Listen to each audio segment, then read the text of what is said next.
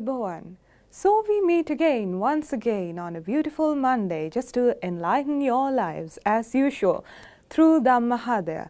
Dammahadaya is a gift for all of you out there by the Buddhist channel, because through Dammahadaya, as you all know, we conduct a discussion, a fruitful discussion, which is extremely important to your life, because we may discuss all sorts of things here, which is very important to build up one's life, and which is of course related to the Dhamma.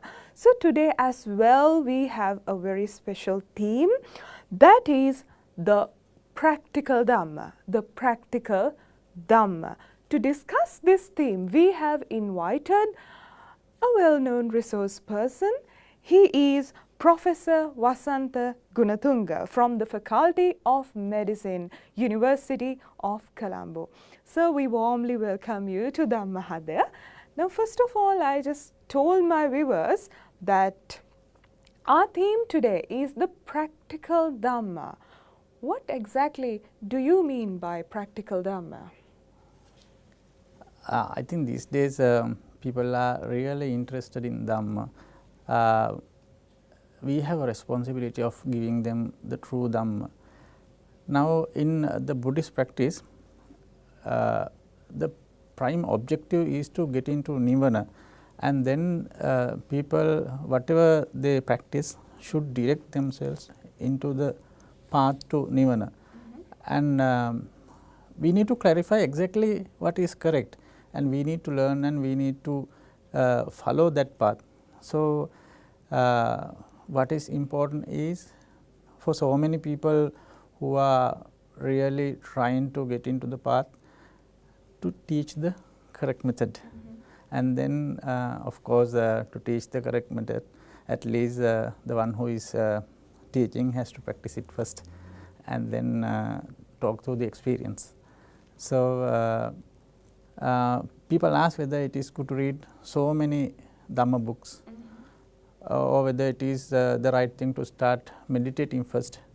And all these things have to be discussed, and we should direct the people who are interested to start from the correct point, and then help them along to go on.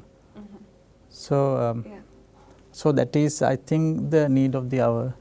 So we need to discuss on that line. Okay, so that is exactly why we are here, sir. Now you just talked about that you need to pinpoint what the correct path is, and what should be done. Now what is this path, and what is the correct way, as you said?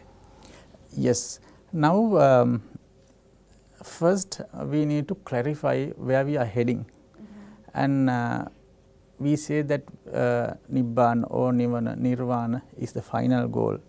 And for one to start, reaching to Nibbana, the person should know exactly what is the point, what do you feel there, what is the advantage.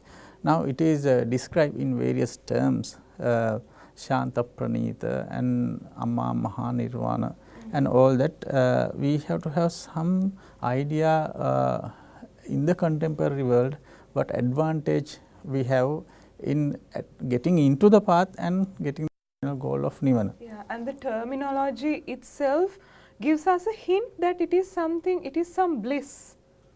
Exactly. Yeah, please continue. Yes. Yeah. Now, before that, I need to explain what the body, mind and consciousness trio is doing to us, what really myself or I means.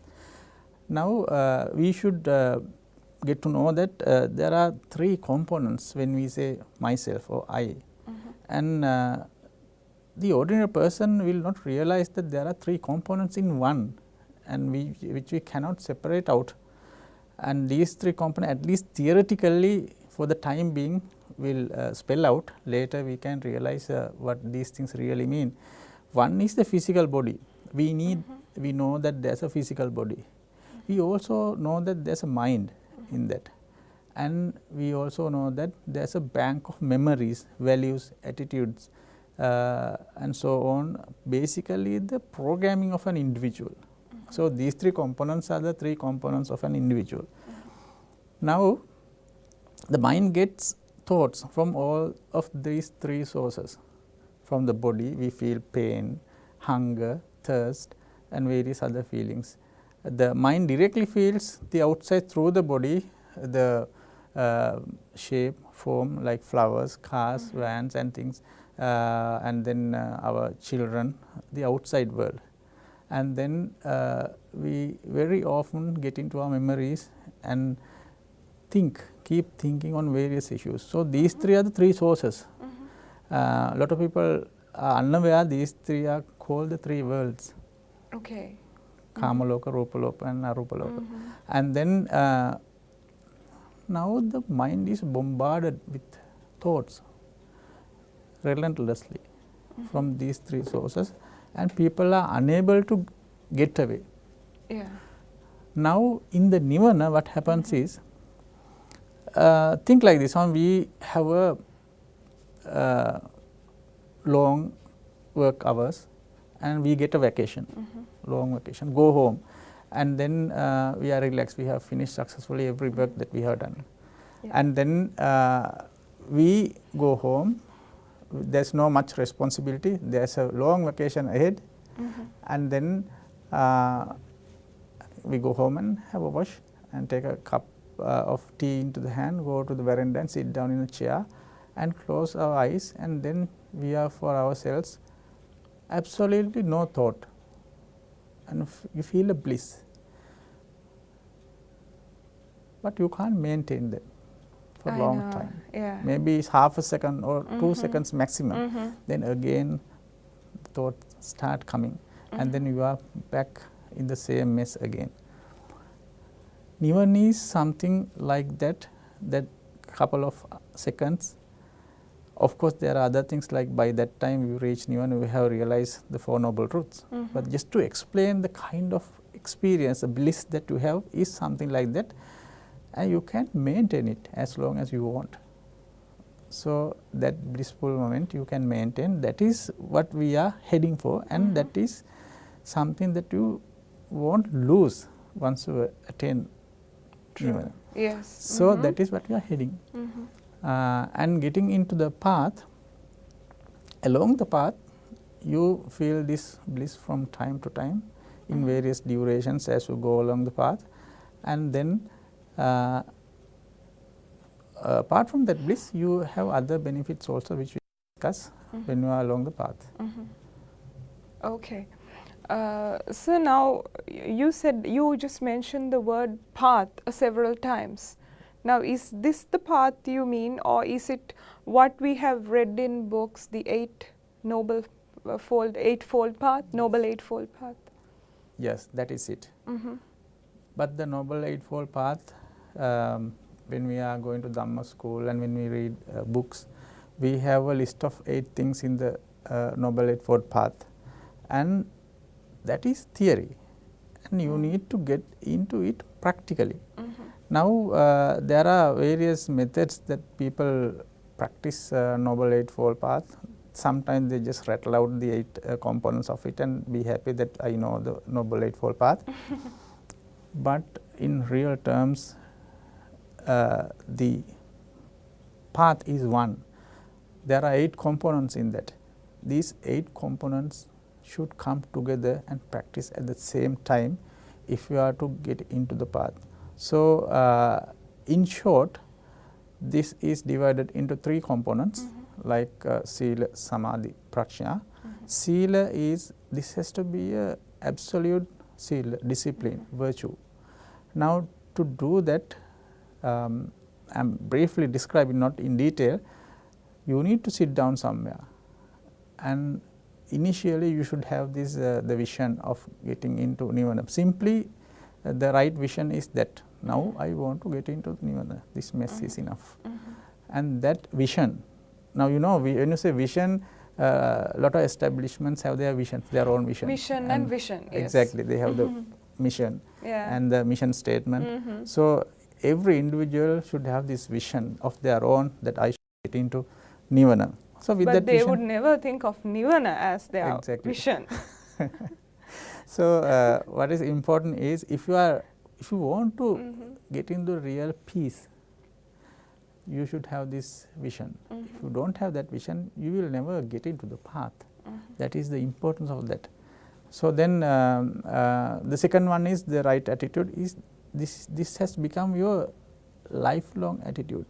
Until you reach nirvana, this attitude has to be. The attitude is something that you won't go away so easily from a person.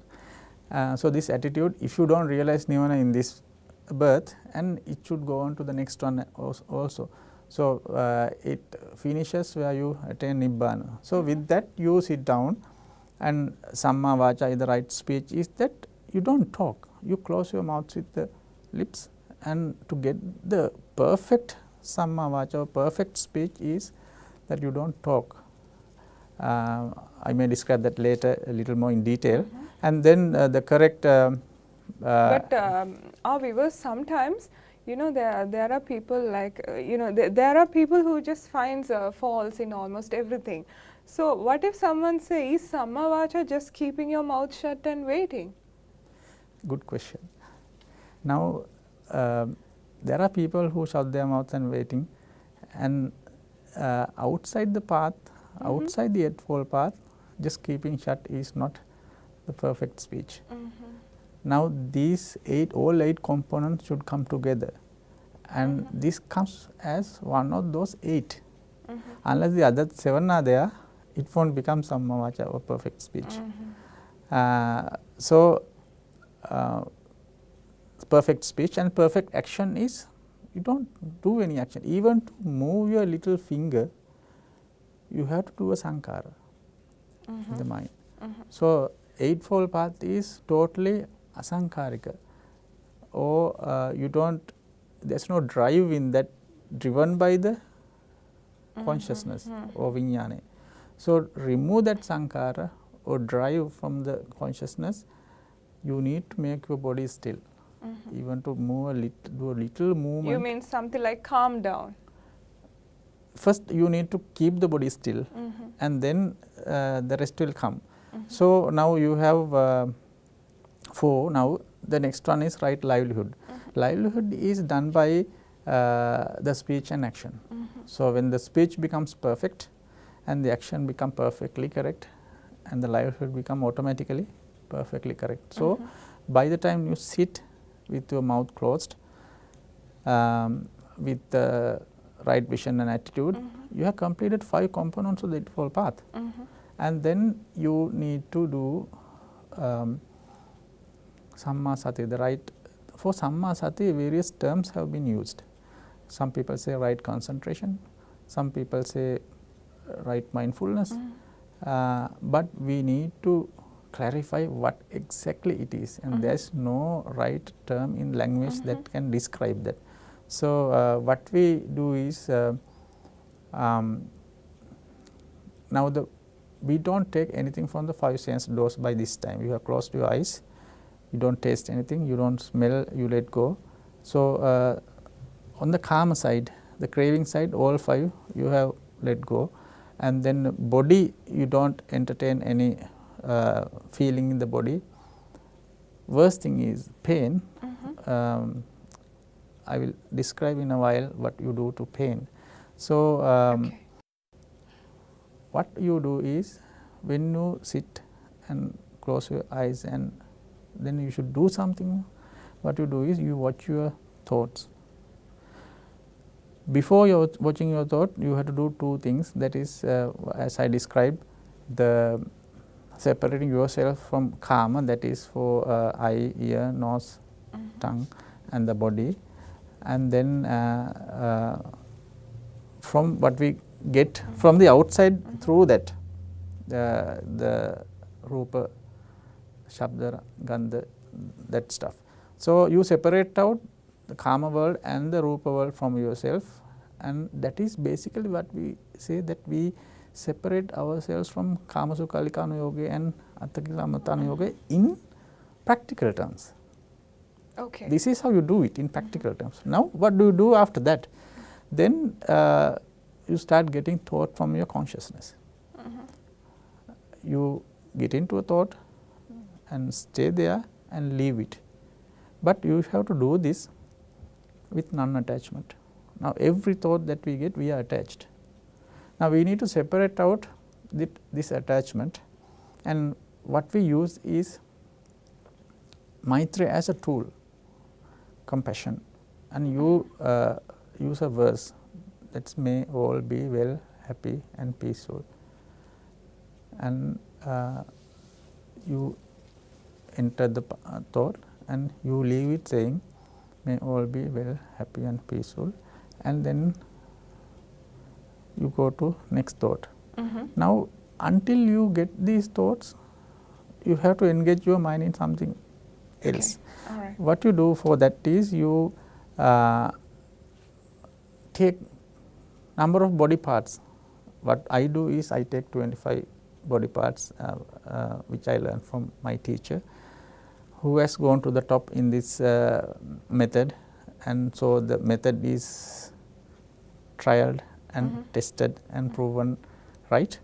So, 25 body parts, you scan the body using these 25 body parts. So, that is kind of Kayanupassana, and you engage your mind in that, and when you do that only you get these thoughts, and you hear various things from outside and you feel hunger and pains and all that. So, when you get these thoughts from the three domains, you with loving kindness let go those. And that is what I think this description is not enough, and we need to do it leisurely. Only this part it takes about couple of maybe at least 1 hour in itself. So, if the viewers, if you are not getting this perfectly, now we have time constraints, and we will hopefully discuss it in a later program, or whatever. Exactly. Now, sir, like you happen to describe the path as you said in brief. Now, if you consider today's society, people are very busy. They just try to earn money. Then they are all stressed out. Can such people being in this society get into this path, this Noble Eightfold Path, or how can they? Now, Sevandi, all of us, we do all these jobs and work and everything to make ourselves contented and happy. And how much we have money, wealth, if you are not happy, then we have defeated our purpose. Sure. So, everybody should be busy, making mind correct and getting into the correct method of happiness. This is the path to happiness, and for that you need to give some priority. Except unless you give number 1 priority, you have to give number 2, 3 or very high in your priority list. So, you need to devote time for this. Now, if you do not have time to meditate, then I do not know, you need to readjust your priorities. So, at least find starting point maybe half an hour a day. Doing all the work, I am a working man, I do at least 2 hours every day. Wow. So, that's a long time. Yeah, for most of us. Everybody who is very busy, extremely busy, still we have our meals. We go out to have a meal, and we have chats, we watch TV, and all this is time. So, within these time slots, if you can't find the time 1 hour, 2 hours, at least half an hour for yourself, then something seriously wrong in that system. So, you need to find time and then start practicing and going along in the Eightfold Path, which is not difficult if you get hold of the correct method. And then you will realize that this makes your life easy. You feel automatically, without effort, you are managing your anger well, much better than earlier, and that you are not getting angry as much as you did earlier. And then you are less stressed out. Even if you are stressed, you can manage that well. And when you do this meditation for some time, say you do half an hour in the morning and half an hour in the evening, whatever happens during the day, you know that you have a refuge of half an hour in the evening. and you are waiting for that. There's a hope, big hope. So you go to that half an hour or 1 hour, that is a refuge. After that 1 hour, you are recharged. So you go on tirelessly. You go on, you do things, manage your life effortlessly. That is what is important. You know, you don't take any effort to control your anger. You just don't get angry, whatever happens. So those are few advantages that I can mention that you will get in the day-to-day life when you are in the path, at least trying to enter the path. There are so many other advantages that we can describe one by one in detail, but briefly that is what it is. Okay. All right, sir. Now you happen to mention that one should have a vision. A true Buddhist should have a vision which is Nibbana. If he or she is about to practice Dhamma, he should have this clear vision. And we were talking about this, most companies have their vision and mission, and I just happen to tell you, none of them would have Nibbana as their vision. Okay, now our viewers, you know, there are all sorts of viewers, businessmen, you know, all sorts of viewers out there. They might think, okay, now if we are to keep Nibbana as our vision, what is so good about Nibbana to have it as this ultimate goal? Yeah, as a method, this is strategic planning. Lord Buddha had this strategic plan right from the beginning, and you won't achieve anything unless you have a vision. So Nibbana as a vision is a more individualistic thing. Now everyone of us, you can't hand over that responsibility to anybody else, even to a corporate body. In the corporate body, if everybody is having this Nibbana as their final vision, then you know, they adjust themselves, they find their time, and everybody individually becomes much calmer, much effective. Performance wise, they do better because they do less mistakes. They do their work, maybe 1 hour's job, they do in half an hour, much better than earlier. So automatically you save time, and automatically the entire corporate body becomes more effective, successful. In the competitive world, they do better.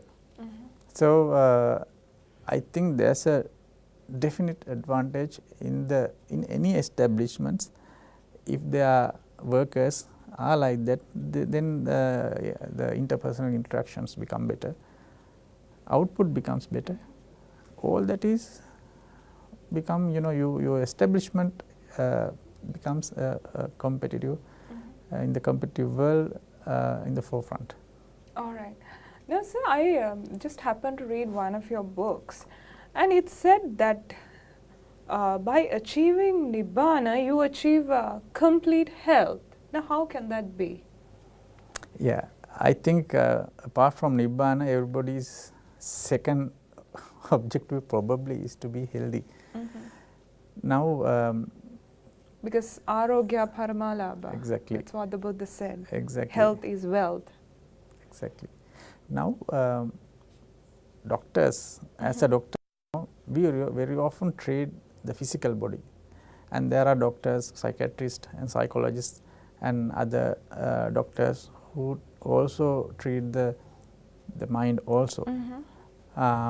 So automatically we know that there are basically two components that we need to treat, the body and the mind. Now, if you are having a body, that body gets old at least if there is no illness in that. So it is breaking down, reforming new cells, and it's changing, so you can't stop it. And I don't think anybody in the world who stop the physical body getting sicknesses, illnesses, diseases. So to make it perfectly healthy, you should start from the mind. The mind you can make 100% healthy. 100% healthy means you don't get thoughts automatically from your consciousness. Now what happens is, in stressful situations, what we get is, we get this thought of exam that is there tomorrow, or the presentation that you are going to make tomorrow, that keeps coming. You don't want that to come, but that comes. Yeah, you very can't true. stop. Yeah. So people are unaware of what to do with that, and there are different methods of stress management, but most of them are temporary. Now if you learn how to let go this thought, the thought comes, you don't grab it, you let go, you keep letting go, and then this thought slowly becomes weak and wanes off, and then you don't suffer from that. And ultimately, if you do this perfect and if you can retain it, and you are in the Nibbana, and there you get the perfect mental health. Now the one who is in the Nibbana is Rahatan Vahanse, Arahat. But Rahatan Vahanse also has the physical body. And Lord Buddha, Buddharajan Vahanse had some pains and difficulties in the body. It is written in the text. Now Parinibbana is the passing away of an Arahant, and after Parinibbana you don't have a physical body, and you attain perfection in the physical health also. That is why in the passing away of a Buddha or Rahatan Vahanse also blissful occasion. Buddhu Temagula කියලානේ කියන්නේ. Yes. So Parinirvana is also Mangalya. And some people, I think, used to say, why do you call it Themagula? Because Buddha passed away. So we'll just call it only two. We'll just mention Themagula. But then there were, I think, most venerable Gangodavila Somathero said, according to Buddhists, death is, it's something natural. So you don't need to be scared of it. Please continue. I just yes, I am adding a little bit more to that. That is death of a Rahatan Vahanse or Lord Buddha is there won't be another body after that. There's no rebirth. So the hassle of having a body, getting back into the body after Nirodha Samapattiya and experiencing those same pain, hunger, difficulties, thirst, all that is not there after Parinibbana, but still you are living in Nirvana. This living in Nirvana also people challenge, so we can discuss that in some other time, whether somebody is living in Nirvana or not. But this bliss is there in Nirvana, so you achieve perfection in health, both physical and mental, at the Parinirvana. Okay, so now the path reaching Nibbana, of course, like we have read in Buddhist texts, like there are 4 steps like Sohan, Sakrudagami, Anagami, and Arahat. How does, now you just happen to say that Nibbana is a bliss. How does one feel in realizing this very first step, like Sotapanna? Yes, it's a, the first hurdle, the first fruition of the path is the remark is that you are in the path. So what do you really feel? As you all know, you have broken 3 out of 3 fetters, that is Sakkaya Ditthi, Vicikicca, Silabdha Paramasa. Now what is breaking Sakkaya Ditthi? What is Sakkaya? Sakkaya is myself. As I described earlier, there are 3 things in myself. That is body, mind and consciousness. Now ordinary people cannot separate this out. Now suppose somebody gets this thought of having the exam tomorrow, and that's my exam. I am a bit stressed about the exam. That is how they say. But if you can separate out, this is a thought that is coming from my consciousness. Either I can grab it or let go. What I do is I let go. Let the exam be tomorrow. That is tomorrow. I have done my work for the exam, so I let go this thought and I am fine. So you have separated out these 3 of myself, and these 3 start working separately in the mind. You don't suffer as one. Okay. So when you separate it out, it is easy for you to deal with that. So that's my consciousness. I am getting thoughts from that, and this is my ear. I am hearing various things. People talking about the exam. Some relation is coming and asking, tomorrow is the exam. What are you doing now? So, you listen to it, just let go, and then you are fine. That is your eye or your ear, but you don't entertain what you get from there. So, you have separated out these three: body, mind and consciousness. So, Sakkaya Ditthi is the vision of being myself. That vision has now broken up into three, and when you work with three, it's easy to disentangle this mess of thoughts and body and the consciousness. So, that is what it means. And then once you achieve that, you also have, you break your vichikicha, the skepticism. What is the skeptical about? What is that? The method that you practice, the path. Now you have achieved one step, and you have experienced that. When you achieve the first fruition, that is Sotapanna, you experience Nirvana for a little while, maybe 1 or 2 minutes. I think the Buddha has given a good example. It's like one seeing a golden ball in a very dark room. When it is lightning, you just see it in a fraction of a second. That is the example the Buddha has given when you are a Sotapanna. Sahawasadasana Sampadaya. Exactly. Yes. So, once you see that, you know that it is there, and you have gone there, and that is the light in the distance. And then you are sure of the method. Now you have been taken to that point by this method, and you, that makes your suspicion going away. So, you are not anymore suspicious of the method, you keep doing the same method. And then you are also not having these what is called rituals, Silabhata Paramasa. Now, I don't go to describe what these things are, but for a person who have achieved the first fruition, certain things become Silabhata Paramasa, and for other people who have not gone there, those are valid. People should worship and people should offer flowers, but the one who is on Sotapanna may not want to do those things, because he has finished that, gone about that, and he doesn't need to come back to that level. So, that is why you are going along the path. Once you clear that hurdle, you don't come back. Others, up to the hurdle, you might come up and down, and your situation might fluctuate, so that you do various things. So, these three things you achieve at that level, you function at that level. Yeah.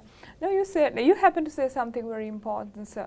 Now, for people who have not reached the first level of sainthood or Sotapanna, might not need to go into the rituals. Now, that rang a bell in my mind, because there are some people in our society who say, like there's no point in offering flowers, and they say that they are arahats, they say that they have achieved Sotapanna, and there are some places where they even offer certificates for being Sohan or reaching the first level of sainthood.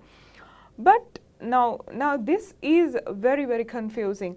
How? Now, is there a particular way of somebody recognizing whether this person is actually a Sotapanna or actually an Arahat? Is there a particular way that one could recognize whether he is insane or whether he is actually a person who has developed mind up to that level? It's a very good question, very, very timely question. Now, this may take a little time to describe, but we'll try doing it. Now, all these fruitions of the path, being Arahathood, is happening in the mind. I'll take one example from the scripts. Once there was this Brahmana, Pukkusati, who is going in search of Lord Buddha, and then night falls and stays in one house, and at the same time the Buddha was going somewhere else, and he also wanted to stay in the same place, and asked the person who is there whether I can stay there. He said, there's another one who is staying there, if you don't mind you can stay there.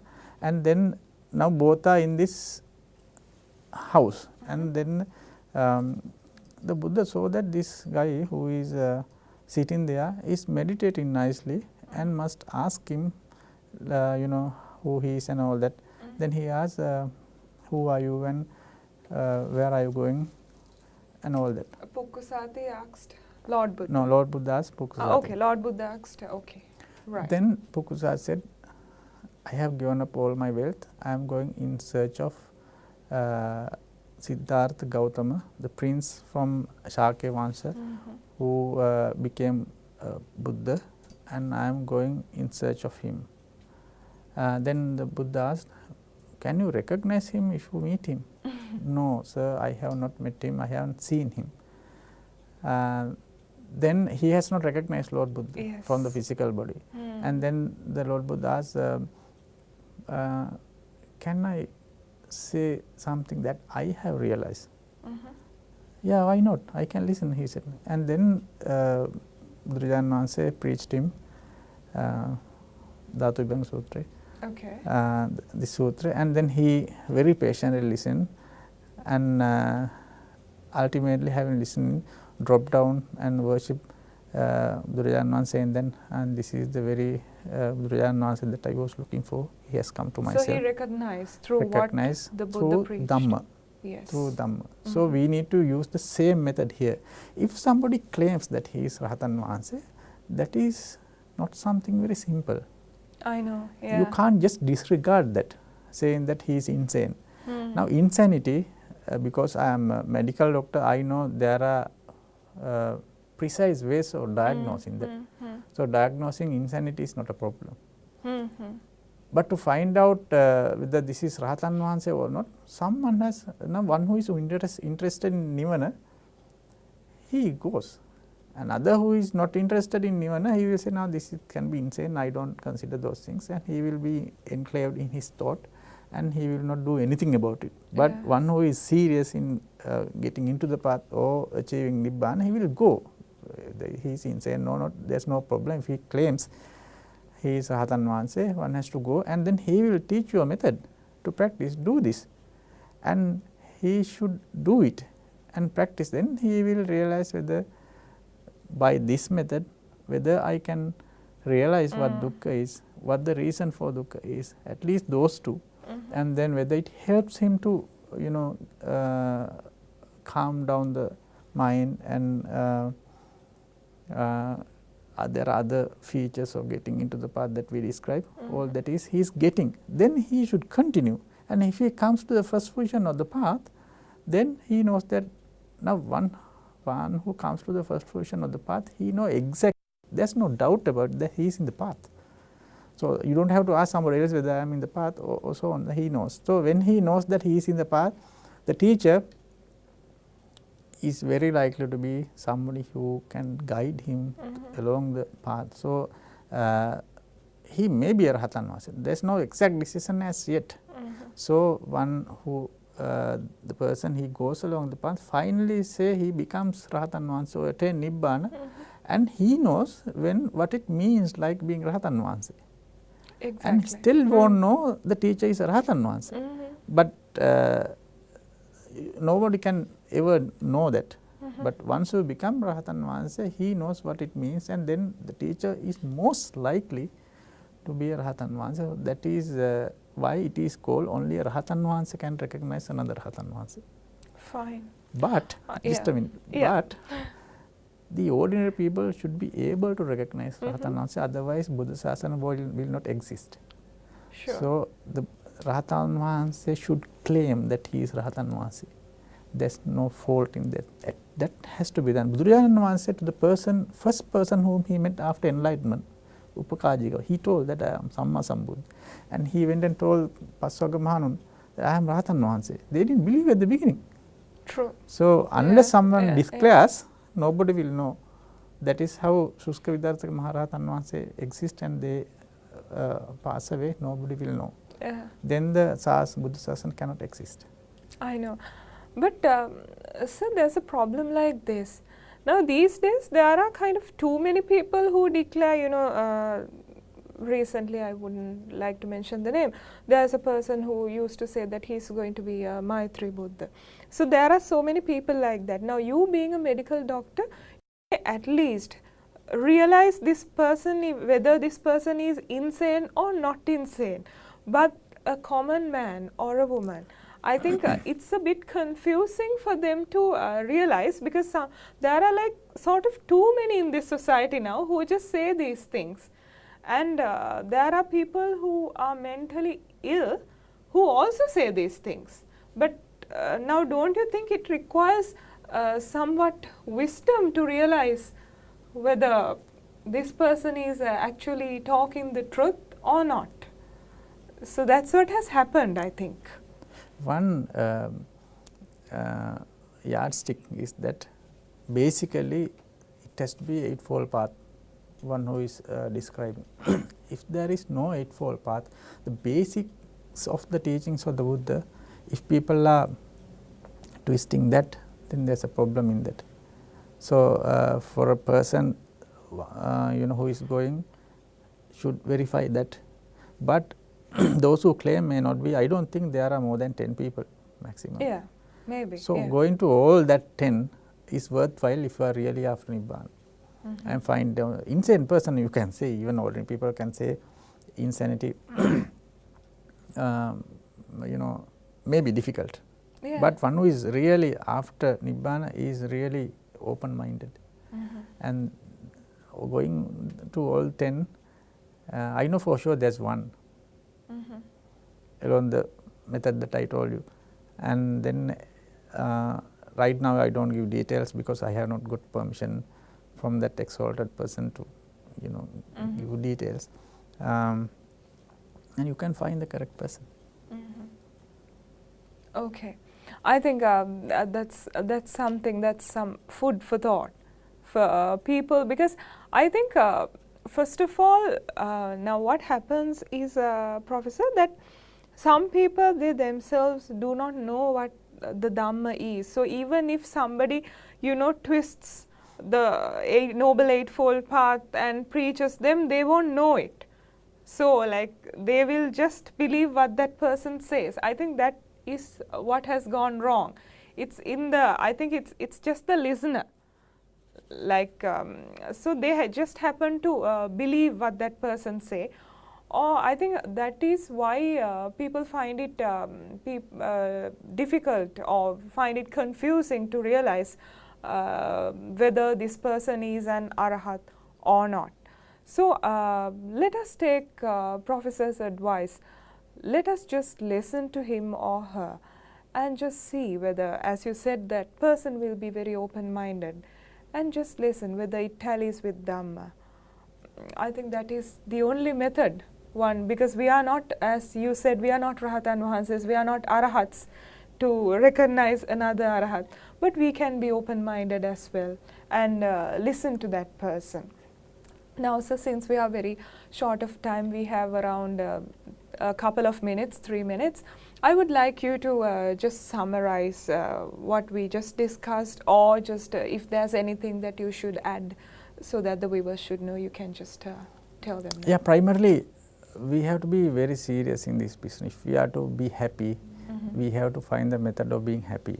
The method is out there, and for you to find out, it's a matter of just putting high that in your priority list and devoting some time, practicing some methods, and then you need to practice. Reading won't help that much, because I am telling this because Sopaka, even Rahul Kumar at 7 years, they attained Nibbana. They were not big readers. So you don't need to read. Reading, if you like reading, you can do reading, but you need to start practicing. So if you start practicing, if you start searching for it, you will definitely find it. So without searching, you won't find it. Start searching from now on. There are people out there to help you. Okay, I think that's a wonderful message. There are people out there to help you, and so I think Professor Gunathanga will definitely help you if you just write to us, if you like to just comment on our program. And so we are extremely thankful to you on dedicating your precious time on behalf of us at the Buddhist channel, and also on behalf of our viewers. Thank you so much. And I would also like to say, as I mentioned others most others who come to my program, this Dammahadaya, that you have achieved a great kusala kamma by disseminating the Dhamma, by disseminating or by sharing your knowledge, by sharing what you have realized in your life with our viewers. And I'm sure it will enlighten the lives of many. So, because they always say that it's wonderful to light at least one candle than cursing the prevailing darkness, and I'm sure we have done that in your life. So thank you very much, viewers, for listening to us. And as Professor said, like, we are willing to help you. If you have any comments, please write to us. Please write to us on our usual address. The producer, Dammahadaya, the Buddhist channel, Sri Sambodhi Vihara, Gregory's Road, Colombo 7. The producer, Dammahadaya, the Buddhist channel, Sri Sambodhi Vihara, Gregory's Road, Colombo 7. Bless you. May the Triple Gem bless you as always, and take very good care.